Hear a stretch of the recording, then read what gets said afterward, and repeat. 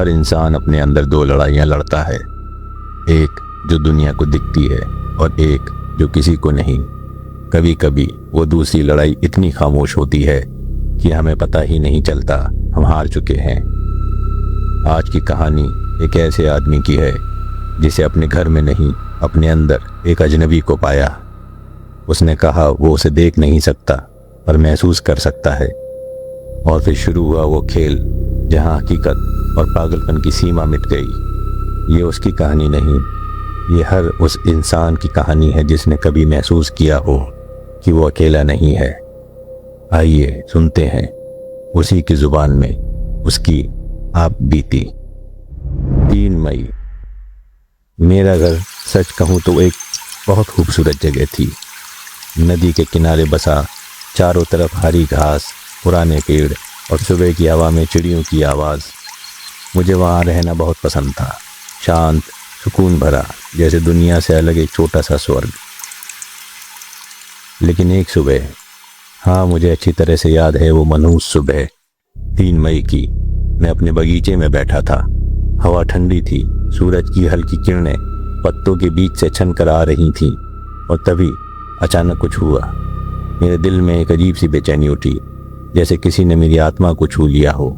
मैंने पलट कर देखा, वहाँ कोई नहीं था, लेकिन उस पल मुझे पक्का लगा कोई मेरे पीछे खड़ा था। और वह एहसास आज भी नहीं भूला जाता। 6 मई। उस दिन के बाद मेरे अंदर कुछ बदल गया। मेरे मन में एक वहम बैठ गया, जैसे कुछ मेरे आसपास मंडरा रहा हो। रात को मैं सो नहीं पाता था। कभी अचानक नींद खुलती तो लगता कि कोई मेरे बिस्तर के पास झुक कर खड़ा है। सांस भारी हो जाती, गला सूख जाता और दिल तेजी से धड़कने लगता।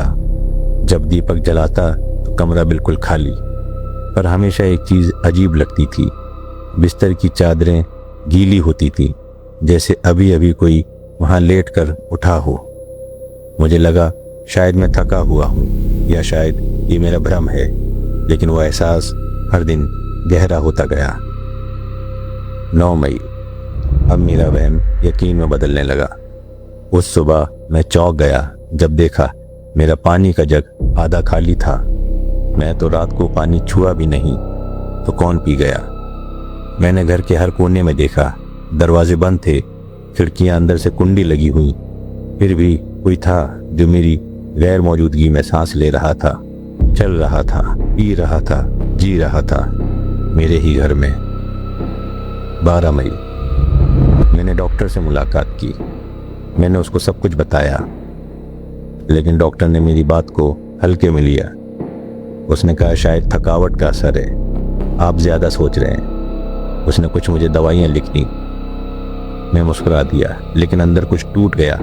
मैं जानता था ये थकान नहीं थी, ये कोई और है। वो मुझे देखता है, मुझे छूता है, पर दिखता नहीं। और हर रात को वो मेरे और करीब आता, कभी खिड़की के पास, कभी दरवाजे की ओट में, कभी बस मेरी सांस की बराबर दूरी पर। कभी कभी मुझे लगता मैं अब अकेला नहीं रहा। मेरे कमरे में अब 2 परछाइयाँ हैं, एक मेरी और एक उसकी, जो दिखता नहीं मगर हर वक्त मौजूद है। 18 मई। आज पहली बार मैंने उसे देखा, महसूस किया। जब मैं अपने कमरे में बैठा था, हवा अचानक ठंडी हो गई, दीपक की लौ कांपने लगी। मैंने शीशे में देखा, वहाँ एक धुंधली आकृति थी, बिना शरीर की लेकिन जिंदा। मैं डर के मारे जड़ हो गया। कुछ पल के लिए लगा जैसे वो मुझे देख रही है, और फिर धीरे धीरे वो आकृति हवा में घुल गई। उस पल मुझे एहसास हुआ अब ये सिर्फ डर नहीं रहा, ये कब्जा है मेरे घर पर, मेरे मन पर और शायद मेरी आत्मा पर। 22 मई। पिछले कुछ दिनों से मुझे लगता है मैं बदल रहा हूँ। कभी कभी खुद को आईने में देखता हूँ तो अजनबी लगता है। आंखों में वही चेहरा है, पर नज़र में अब मैं नहीं हूँ। रात को नींद नहीं आती, पर सुबह उठता हूँ और महसूस करता हूँ जैसे मैं पूरी रात कहीं गया था, कहाँ पता नहीं। जैसे कोई और मेरे शरीर को चला रहा हो, मेरी मर्जी से नहीं बल्कि उसकी मर्जी से। 25 मई। मैंने सोचा अगर ये मेरा भ्रम है तो आज मैं इसे परखूंगा। मैंने अपने कमरे का दरवाज़ा अंदर से बंद किया, खिड़की की कुंडी लगाई, चाबी जेब में रखी और खुद को बिस्तर पर बांध लिया ताकि रात को उठ न सकूं। लेकिन जब सुबह नींद खुली, दरवाज़ा खुला था, चाबी गायब थी और मैं ज़मीन पर पड़ा था, थका हुआ, जैसे किसी ने मेरी सारी ऊर्जा चूस ली हो। मैं उठकर बैठ गया। मैंने सर पकड़ लिया, धीरे से बोला, वो यही है। और दीवार के उस पार से लगा जैसे किसी ने सांस ली। 28 मई। आज मैंने एक प्रयोग किया। मैंने डायरी खोली और लिखा, मैं अकेला हूँ। अचानक मेरी कलम रुक गई, मेरा हाथ जैसे किसी ने पकड़ लिया हो, और फिर उसी कागज़ पर खुद ब खुद लिखा गया, नहीं, हम दो हैं। मेरा हाथ कांपने लगा। मैं पीछे हट गया, कागज़ फाड़ दिया, आग में झोंक दिया। पर वो शब्द मेरी आंखों में अब भी जल रहे हैं। मैं उन्हें हर जगह देखता हूँ, आईने पर, दीवारों पर, सपनों में। हम दो हैं। 30 मई। अब वो मुझसे बातें करता है, बिना आवाज़, बिना शब्दों के, सीधे मेरे दिमाग में। कहता है, तुम चुने गए हो क्योंकि तुम देख सकते हो। वो कहता है, वो किसी और लोक से आया है जहाँ इंसान नहीं, कुछ और रहते हैं जो दिखाई नहीं देते और सब पर राज करते हैं। वो मेरी सांसों के बीच बस गया है। जब मैं खाता हूँ तो वो तृप्त होता है, जब मैं थकता हूँ तो वो शांत होता है। अब मैं बस एक खोल हूँ, अंदर कोई और सांस ले रहा है। वो 1 जून। कभी कभी मैं महसूस करता हूँ कि वो मेरे ठीक पीछे खड़ा है, इतना पास कि अगर मैं पलट जाऊं तो शायद मैं मर जाऊं। दीपक जलाने की कोशिश करता हूं पर लौ झिलमिलाती है, जैसे किसी ने फूंक मारी हो। पर्दे हिलते हैं पर खिड़की तो बंद है। हर चीज मुझसे कह रही है, अब ये घर तुम्हारा नहीं रहा। और मैं सोचता हूँ शायद ये सच है। 3 जून। अब मैं खुद को समझाने की कोशिश नहीं करता। मैं जानता हूँ मैं पागल नहीं हूँ, बस किसी और की पकड़ में हूँ। वो मुझे तोड़ नहीं रहा, वो मुझे जी रहा है। मेरा डर अब उसका भोजन बन चुका है और मेरा शरीर उसका घर। 6 जून। मुझसे अब और बर्दाश्त नहीं होता। हर दिन, हर घंटे वो मेरे अंदर और गहरा उतरता जा रहा था।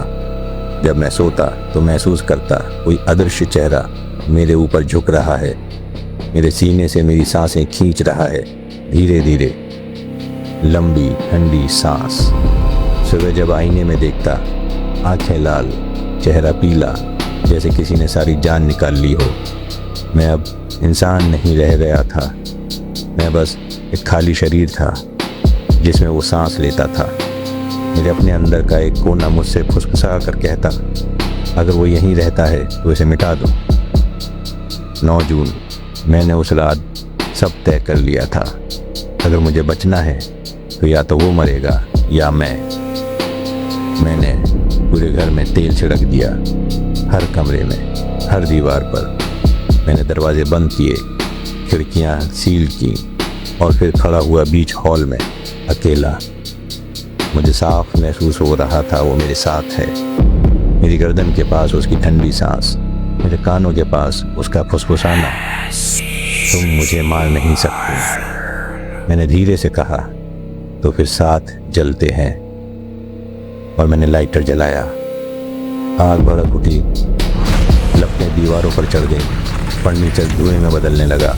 पर वो नहीं भागा, वो बस खड़ा रहा, एक अदृश्य आकृति धुएं के बीच। वो हंस रहा था जोर जोर से, मेरे कानों में उसकी हंसी गूंज रही थी। मैंने दरवाजा खोला और बाहर भागा।